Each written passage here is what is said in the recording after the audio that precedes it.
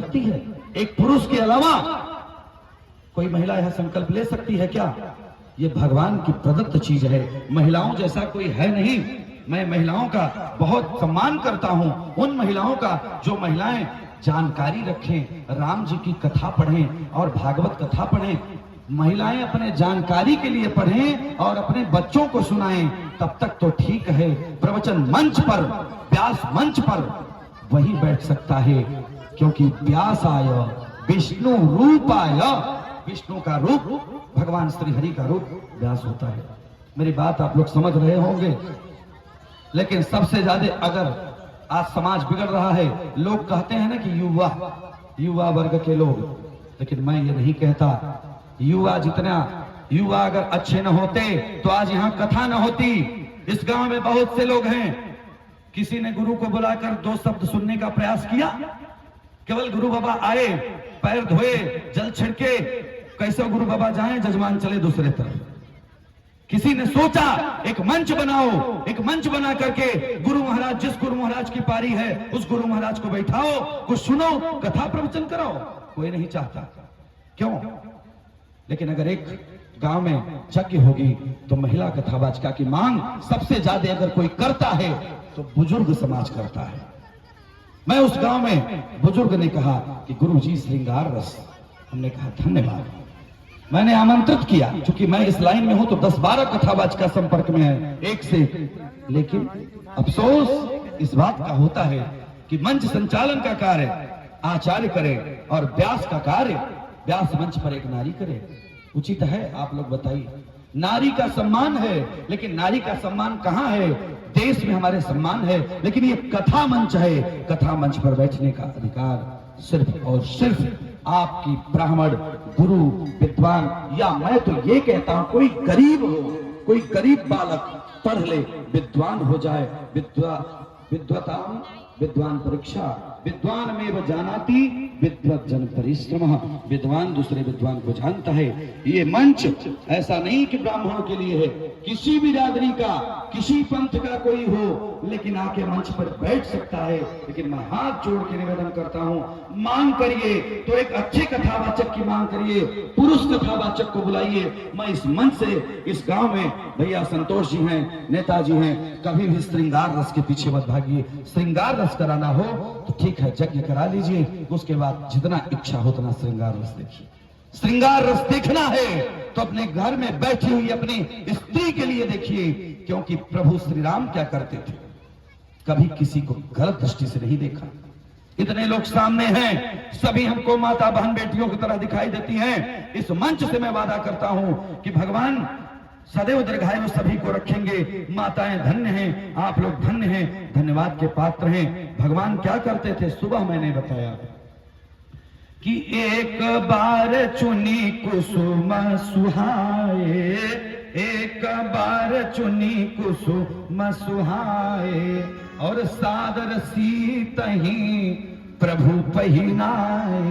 बारे राम जी, कौन कहता है कि स्त्री का सम्मान नहीं करते? राम जी क्या करते हैं? अपने स्त्री को फूल तोड़ते हैं, पुष्प तोड़ते हैं, कुसुम तोड़ते हैं, और क्या करते हैं? अपनी प्राण वल्लभा, प्राण प्रिया पत्नी को सादर पहनाते हैं। उस जंगल में मंगल कर रहे हैं। लेकिन आज अफसोस इस बात का है कि श्रृंगार रस के पीछे पुरुष भागता है, और क्या होता है?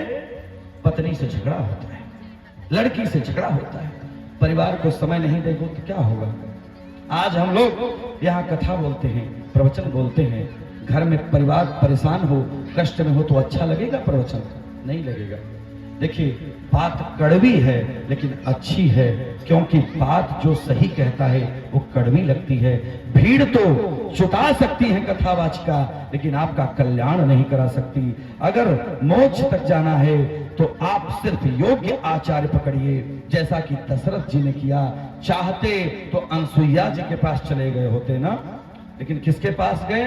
कथा में रोज मैं सुनाता हूं, जब संतान नहीं हो रही थी, कल्याण करना था, यज्ञ कराना था, प्रवचन कराना था, तो किसके पास गए? माता जी लोग बताइए, किसके पास गए? आप बता रही हैं। देखिए आदरणीय, धन्यवाद के पात्र हैं। इस गांव के सबसे सम्मानीय परिवार है। मैं जब से जानता हूं सुनता हूं, और रपुरा में यज्ञ हुई 5 साल पहले, आप मिलने के लिए हमसे रपुरा तक गई, धन्यवाद के पात्र हैं। किसके पास गए?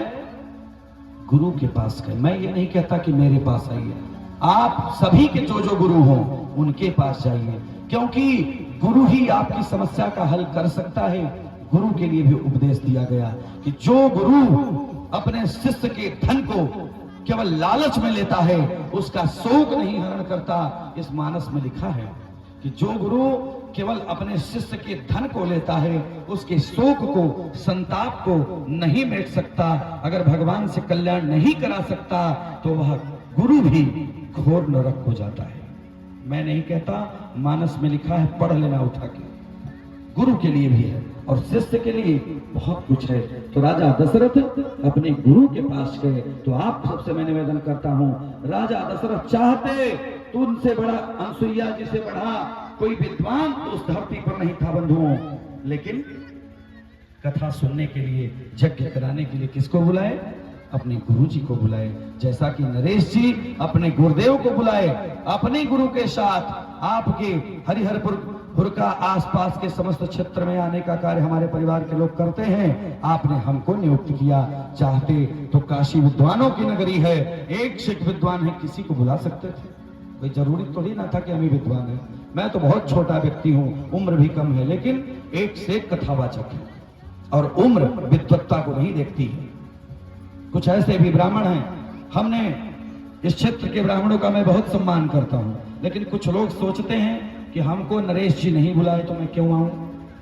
क्या भैया, ये नरेश जी का कार्यक्रम है? ये सिर्फ नरेश जी के घर की माताएं हैं। इनके भाग्य इनकी भी खुल गई कि यह मिट्टी धन्य हो गई जहां हरिहरपुर डगर आसपास दारीदा के लोग बैठ के कथा सुन रहे हैं। हमारे नेताजी परम भगवान के भक्त हैं। ऐसे लोगों के लिए धन्यवाद है। जोरदार ताली बजाकर अभिनंदन। तो मैं निवेदन करना चाहता हूं, श्रृंगार रस देखिए, लेकिन राम जी की तरह कैसे अपनी पत्नी का सम्मान करिए और अपनी कन्या का सम्मान करिए। तब सो पर नारी अलिलारी गोसाई। क्या करना चाहिए एक पुरुष को? जो पुरुष नहीं आए हो ध्यान से सुने।